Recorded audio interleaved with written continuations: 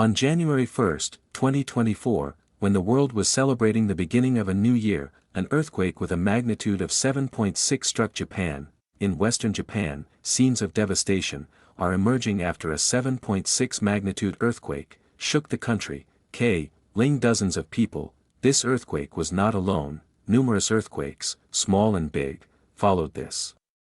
A total of 155 earthquakes have been recorded in just one day. Because of this, sea waves about 1 meter high hit the west coast of Japan. Japan's meteorological agency had also issued a major tsunami alert, although this warning was downgraded later, but the earthquake itself caused substantial damage. Dozens of buildings were completely destroyed, electricity was cut off for thousands of houses, some places were engulfed in flames. And as of January 2, 55 people have been declared D3 Japanese Prime Minister Fumio Kishida says that, this situation is a battle against time, rescue operations are underway, and efforts are being made to save the trapped people. But on January 2, another unfortunate incident took place in this country. A Japan Airlines airplane crashed with a Japan Coast Guard aircraft in Tokyo Airport.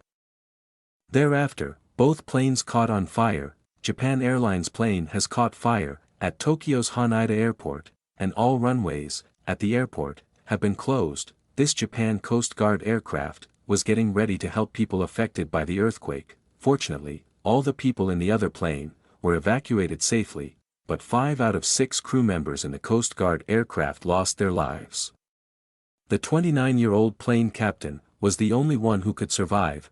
2 big questions arise here. First, why are there so many earthquakes and tsunamis in Japan? Second, how does Japan deal with these disasters? Because if an earthquake of the same magnitude had hit any other country, perhaps, thousands of people would have lost their lives. The D3 ADH toll in Japan is below 100 as of now. How does Japan protect itself against such circumstances? The earthquake that just hit Japan is named the 2024 Sea of Japan earthquake, or the Noto Peninsula earthquake.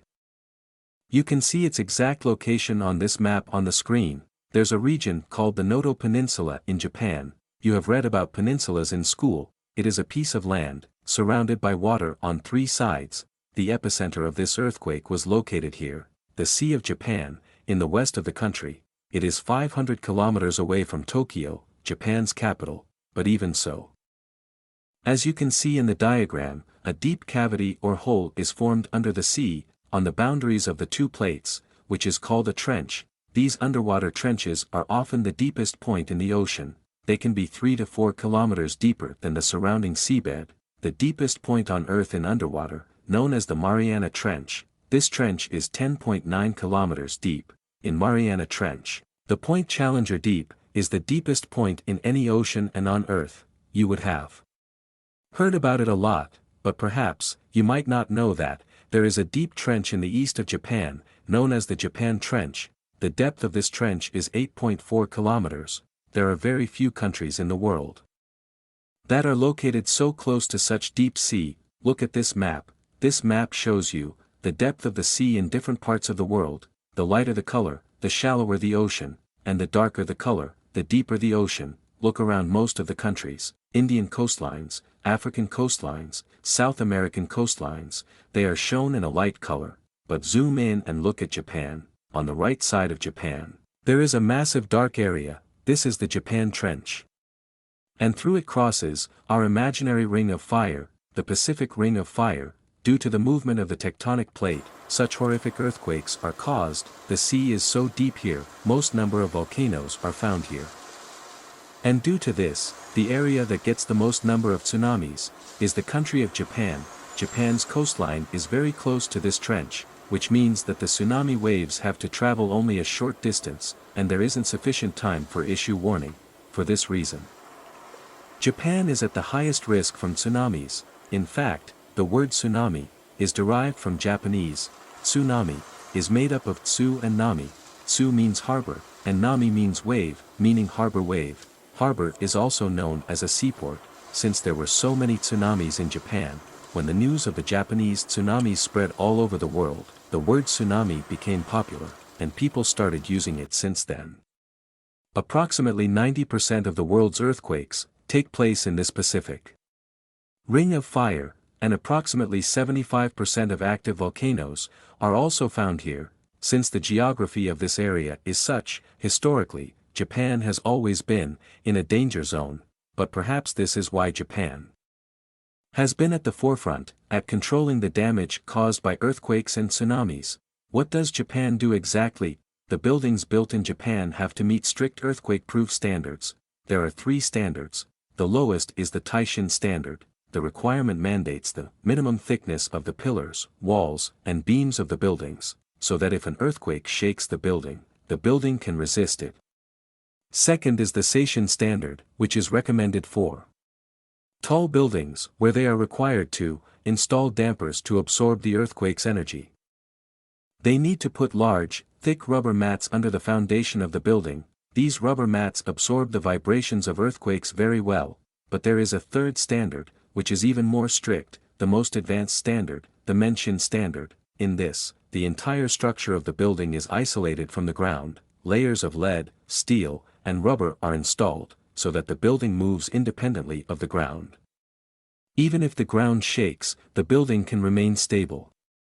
This iconic Skytree Tower in Tokyo City was built using the same standard. This is one of the most earthquake-resistant buildings in the city.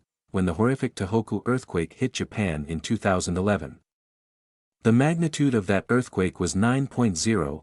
This building did not even get a scratch. On the other hand, Japan has adopted many strategies to protect itself against tsunamis, although they haven't been as successful as those protecting Japan against earthquakes. They have built tsunami-controlled forests, planting a large number of trees, to stop the force of tsunamis.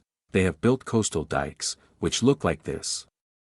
These are long structures built of stones. These dikes are very expensive to build, but they can successfully reduce the impact of tsunamis. Apart from these, tsunami evacuation towers are built in areas with a high risk of tsunami and a significant population.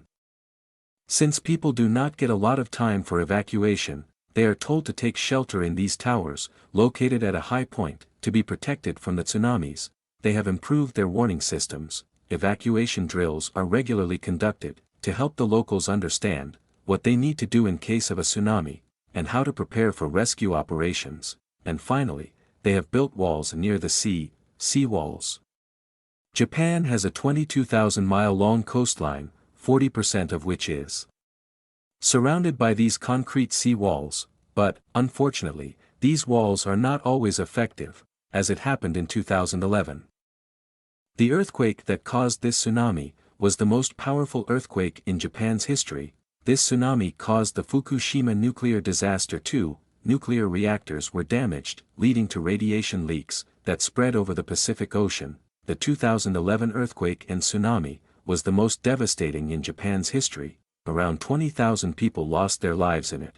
After this, their government made their standards stricter. Thankfully, this year's disaster did not turn out to be as dangerous